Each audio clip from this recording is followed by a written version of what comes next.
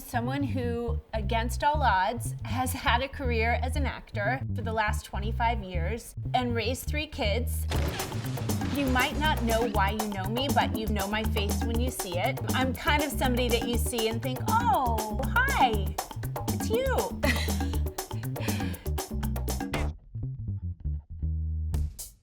Growing up, I did shows for people. My best friend and I would rehearse and kind of produce a show, and we would go door to door in the neighborhood and sell tickets for 25 cents, and then we always gave that money away. But I always liked to be in show, to produce a show. When I was first starting out during college, I really only wanted to do Shakespeare and modern drama, you know, Chekhov and Ibsen and Strindberg and Shaw. So my influence were the kids who were a couple years older than me in college and who just seemed so polished and great and who were working professionally in the summer. So I would go and work for free or for room and board. I would work in different summer stock theaters around the country. I grew up just thinking if I could be a summer stock actor who worked enough in the year and be a mom, that was my dream.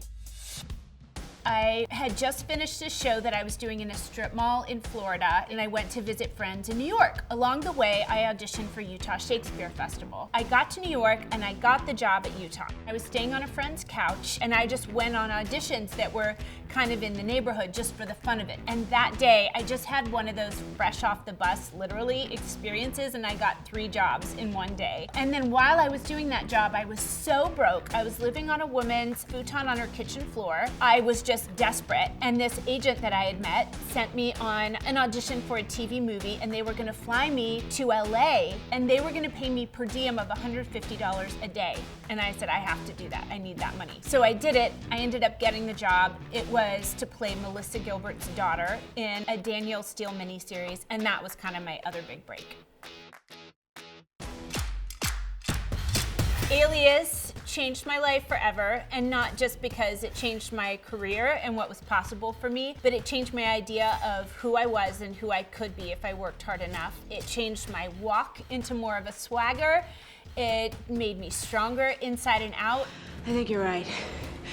Taking a punch, something I gotta learn how to do. If you're doing a series, you get to a point where the character is second nature and you don't know where you stop and that character begins. It's really much more about what's the arc of this episode and how does it fit into the overall arc of the season. I'm forever grateful to J.J. Abrams, and it gave me the best friends of my life.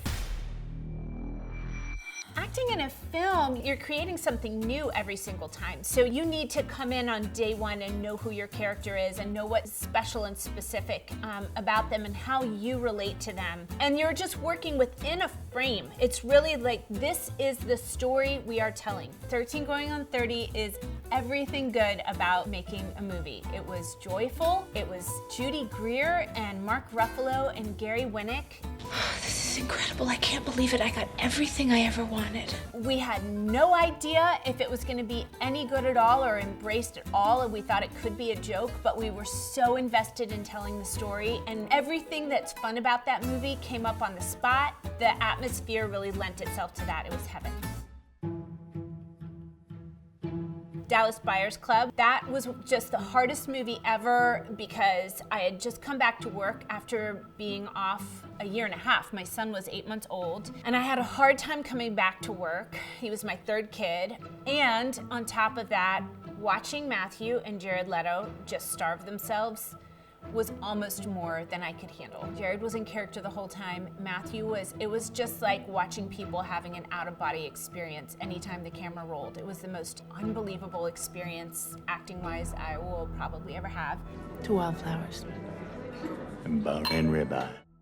In Miracles from Heaven, I played a mom whose daughter had a medical issue and she underwent a miracle. And in order to play her, I met with the doctor. I went to the hospital where her daughter had been treated. I learned extensively about what had happened to the daughter, the problems she had had physically, how they were handled and addressed. I got to know the family really well. I'm still in touch with the family. And then spent a ton of time working on exactly copying her dialect, on interviewing Christy about who she is, what kind of mom she is, what her pet names for her kids are, all kinds of things that I could just lend a little more authenticity to the movie. That's me as an actor in a nutshell. Yes Day, Allison. Everything fun, everything good. I'll have a yes day. We will have a super time. Just you watch and see. Teamed up with Miguel Arteta again, could not love him more. Got to work with Edgar Ramirez. It was fun to play Allison in Yes Day because it was an extension of my own life and because there was so much to draw from. I would love to just take a day off from being a mom and let my kids do whatever they want. But I'd also love to find a rainbow unicorn and fly it to the moon. You know, I'm a producer on the film and participated in every conversation, from what writer to hire to every draft of the script to every joke that went in to shaping the family that the Torres family becomes. We loved our kids, we loved our family, we loved the experience, and we just had a blast, except for riding the roller coaster.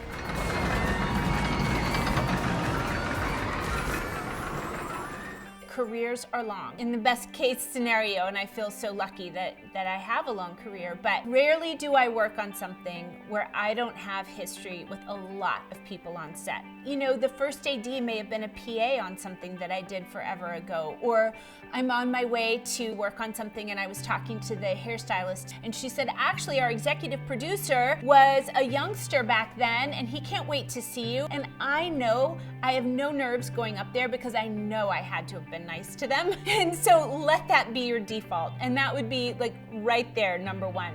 And number two is, don't think that you just have to focus totally on acting and nothing else, because if you're lucky enough, and it is luck, to become a professional, everything that you've experienced, you're gonna need to draw from. So make sure that you do travel, make sure that you do have crazy jobs, make sure that you do go in and out of love and live your life fully so that you really have all of that to draw from. It's so much more about life than I wish that it were, but I'm forever grateful for the unbelievable experience.